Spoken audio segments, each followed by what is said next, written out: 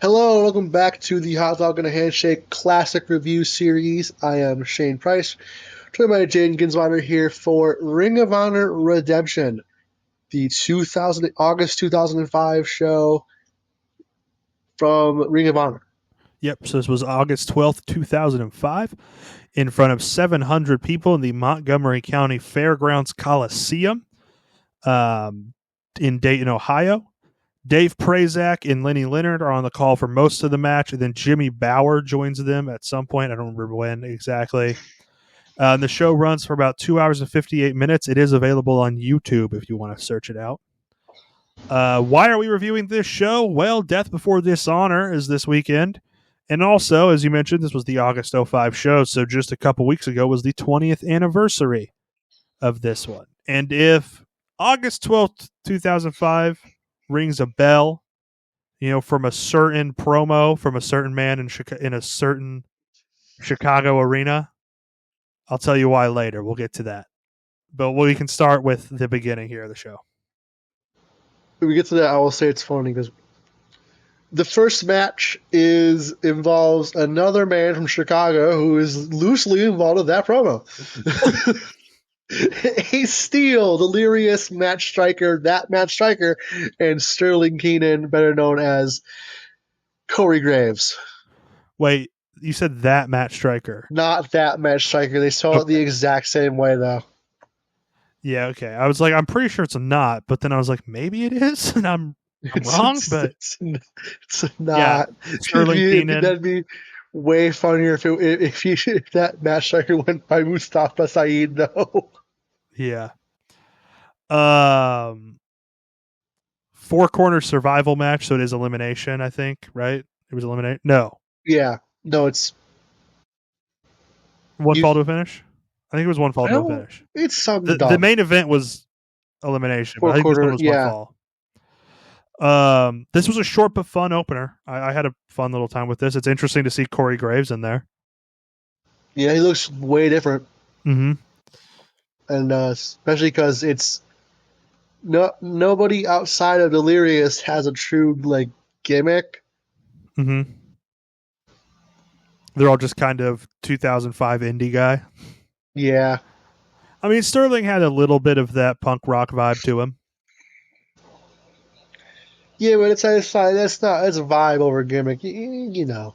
Yeah, but it separates him a little bit from other just generic indie guys. This is a good point. I don't know. What did you think of the match? I gave it a 3. I gave it maybe 3/4. 2.5. With 3/4, okay. Yep. And then the next match, we get another. I'm talking about how characters. This match's characters. Colt Cabana versus the man with the plan, the Ryan Spanky. Yep. I don't remember who said this because I don't really know who's who when they're talking, but one of the commentators said Colt Cabana studying tape of Spanky. He has found that the ass is the weakness of Spanky.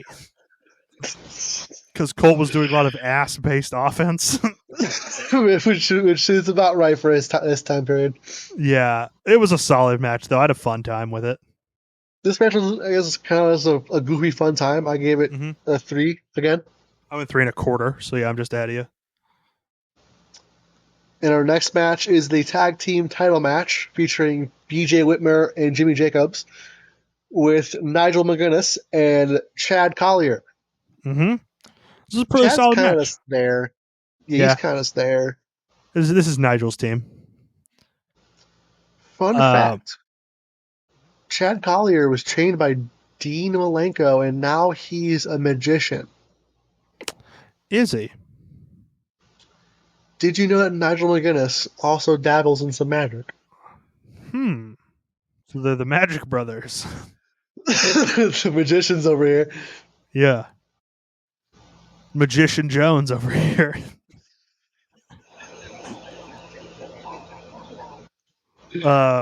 This is a pretty solid match. What'd you give it? I gave it 3.5. I gave it 3.5 as well. We're right on the same pace there. Making it 4 now. I know we got some magic men. Yeah. No, yeah. Never mind that. The next match, far better on paper.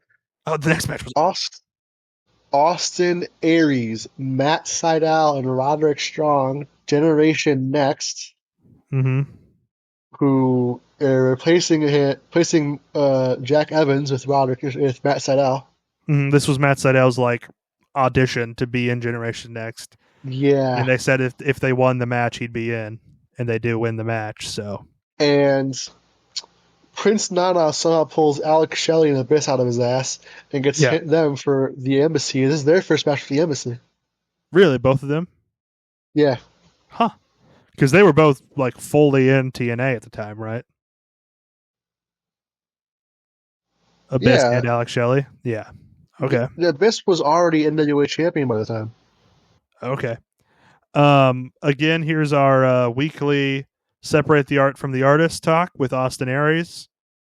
I will be complimentary of Austin Aries. It does not mean I like him as a person or agree with his actions. It just means that I liked the pro wrestling he put on this night in August of 2005. So, just a reminder for everybody. The funniest moment of the entire show was when there's a 2 count for the embassy, and Prince Nana yells, "Come on, white boy," at Todd Sinclair. It's like, "Come on, white boy!" Prince Really Nana has funny. been Prince Nana has been on fire for like 20 odd Dude, years, just and I'm calling glad Todd that people. Sinclair white boy. I'm So glad funny. that I'm glad that people are finally realizing the epicness of Prince Nana, because again, Mhm. he's been doing this for 20 years. Like he's been in there. Yeah, and then all these guys were great. Austin Aries just has a beautiful 450. Just he hit it perfectly in this match. It was a very, very good 6-man. I had a great time with this one. I'm gonna What'd you give it? go. I'm gonna go 4.25. I went 4.5. Okay. Yeah, I thought maybe I was gonna be shooting a little high on that one. I thought maybe I just got a little too into it, but yeah, I'm glad we agree on that one. And then we get a double DQ finish in our next match. Jay Lethal Yeah, and Loki. yeah, just Jay Lethal when he was just a little baby boy against Loki, who was a caveman. It has always been. Yeah. This was an okay match. It was nothing special before the DQ finish. It was, yeah, I just gave it 2.5.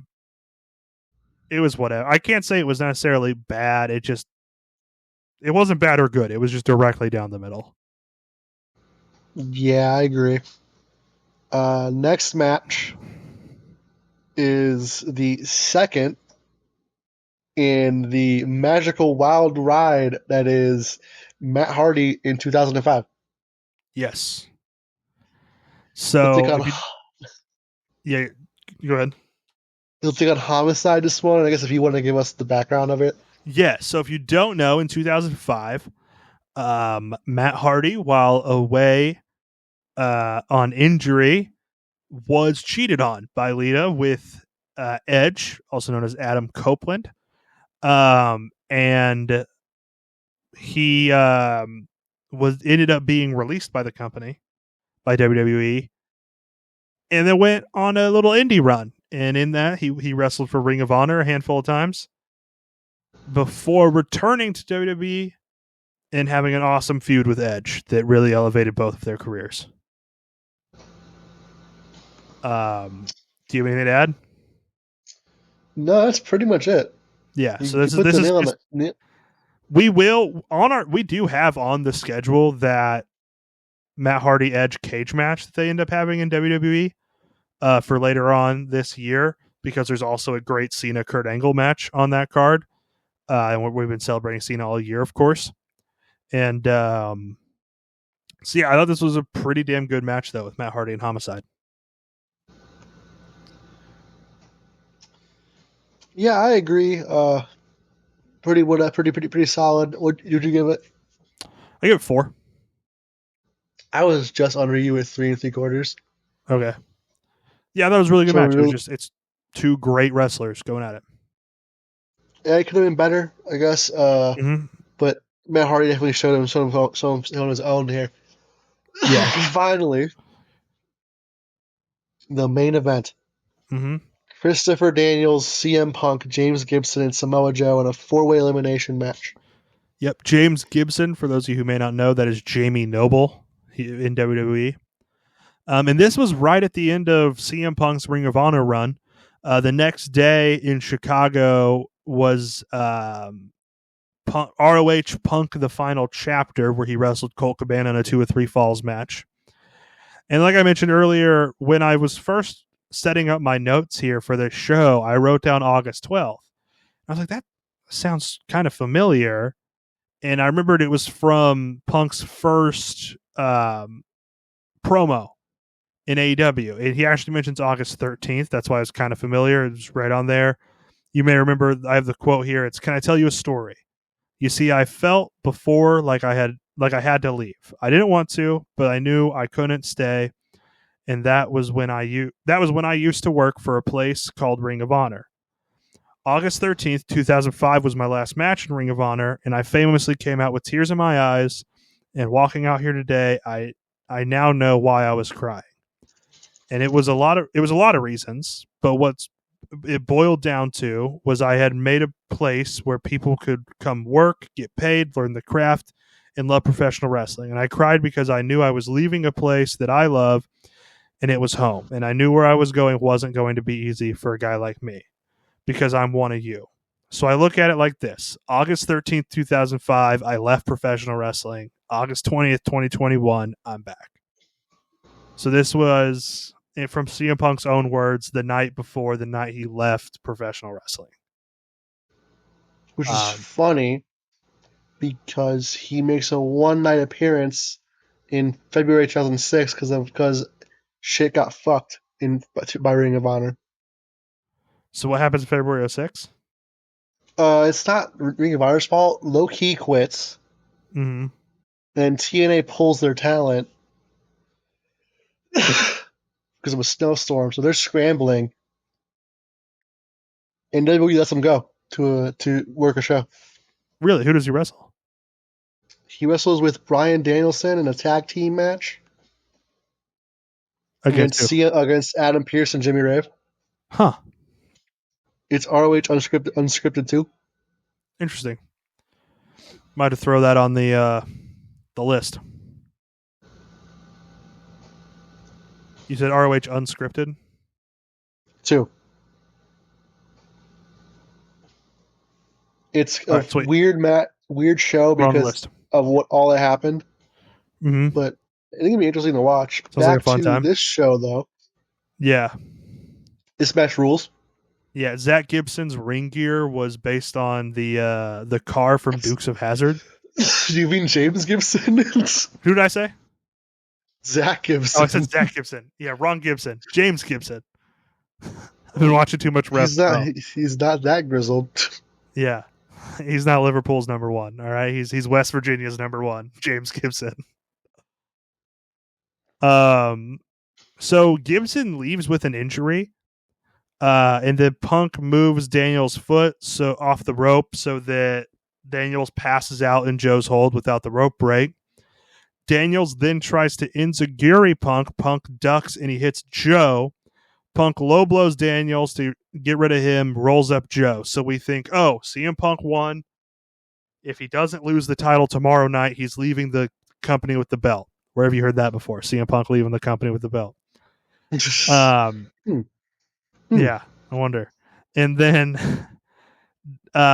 Gibson comes back, hits a fucking avalanche tiger driver, and pins Punk to win. Pulls it out of his ass. That was insane. Pulls it straight out of his ass. Awesome match.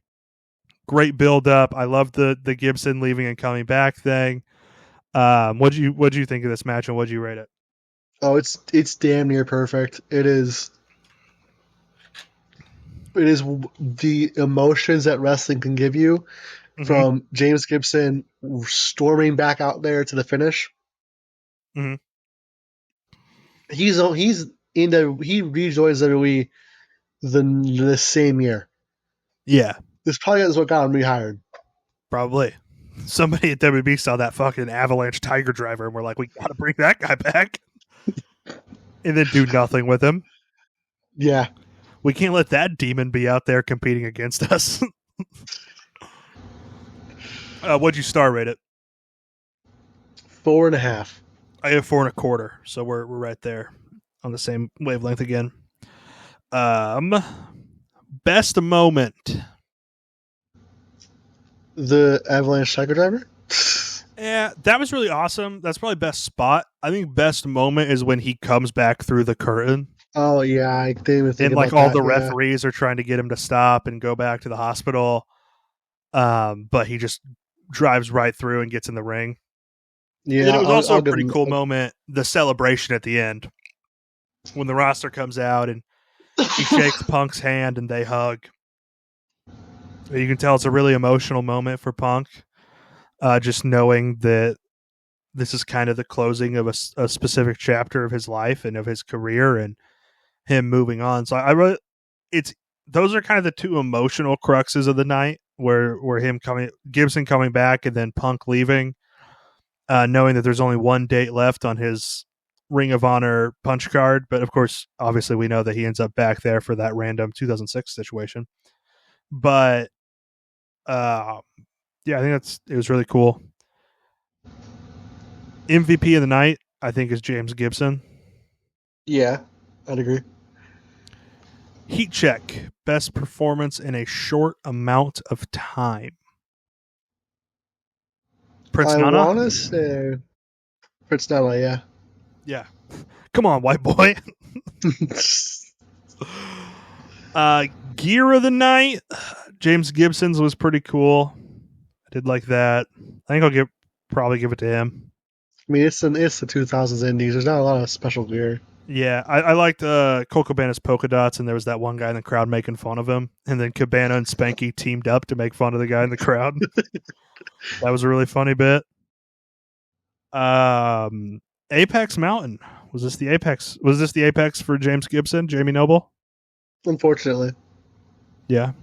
I mean, I think it was. It makes him a world champion. Makes him, like he says in the promo, like it puts him in an elite class of people who can say that they've won a world title. And he kind of puts it in like, that the way he sees it, that being the Ring of Honor champion makes him the best damn professional wrestler on earth. And, there's a good argument to that if you're Ring of Honor champion. So, anybody else Apex watch? I don't really think so. No, I don't think so. Yeah.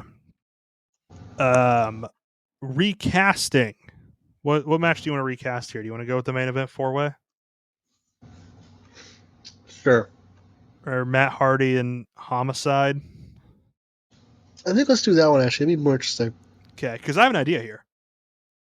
Ooh, go ahead. Matt Hardy, a guy who has been let go by WWE, but has some real traction, some real not heat. He is he's over. He's got some real fan push behind him. He's Killer Cross. Yeah. I mean, he's a way better wrestler than Killer Cross, but storyline wise, it's Killer Cross. So who would be the Homicide that you would put Killer Cross in the ring with right now? And you can't say Homicide because I think he just retired earlier this year. He did just retire. Sean Hernandez. Yeah, Hernandez. No, I'm going to give it to... Mike Santana? Yeah, let's give it to Santana. He's got a little Homicide to him. Also a former member of LAX. In LAX, not nearly as good a wrestler as Homicide ever was, but... Yeah, well, Killer Cross and Mike Santana, this is the reheated nachos version of Matt Hardy Homicide. Yeah. All right. I think that's a pretty good one. And it's realistic. Like, House of Glory could announce that in 30 minutes, and we'd be like, yeah, of course, that's happening, obviously. Best double feature. Are there any other Punk ROH, maybe a Punk Joe match you would feature with this? Maybe something Jamie Noble? The Jamie Noble blindfold match with Triple H? You can give a shout to Jamie Noble. I'm going to give a shout to one of the longest wrestling matches of all time. Mm-hmm. Punk versus Chris Hero. Okay. In I think it's 59:04. Mm-hmm. That's one of them. There's also the one that went 90 minutes. Did you see Did you see what Taiji Shimori has booked for his like New Japan offshoot show? Oh God, It's like it's a 2 hour Iron Man like rumble thing. Like an Iron Man scramble? I don't know. all It's right, gonna be man. batshit insane. All right, man. What the fuck? What the hell? Taiji Ishimori's a lunatic. I want him to book more stuff. He's just yeah, he's an insane booker. What would be like since this is kind of the end of Punk's run, right? He has one match after this is the end of his title run.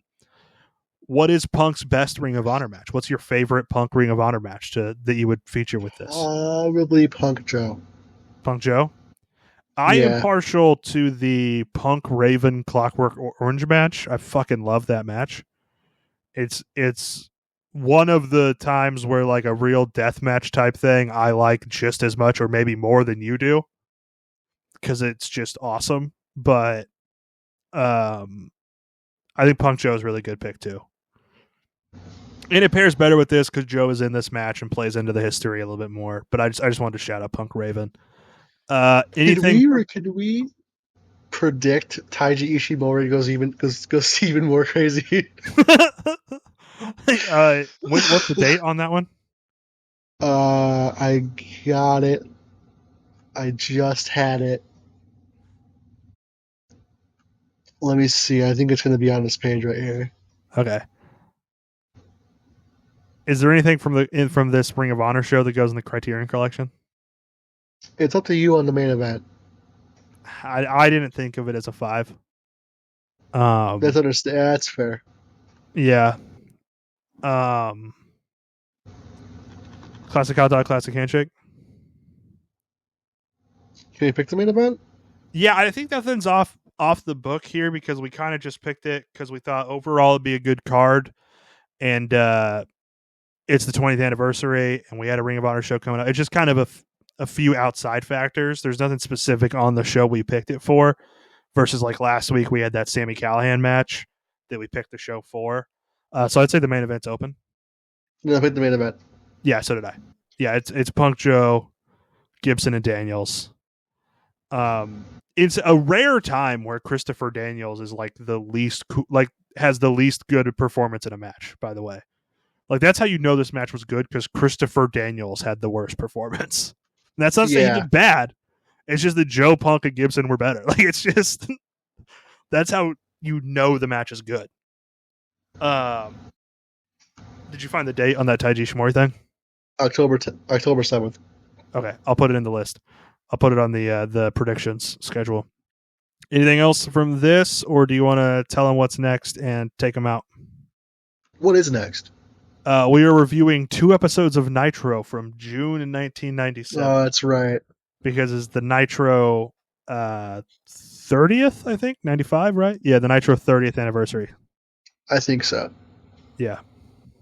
So stay tuned for that, and as always, just enjoy wrestling.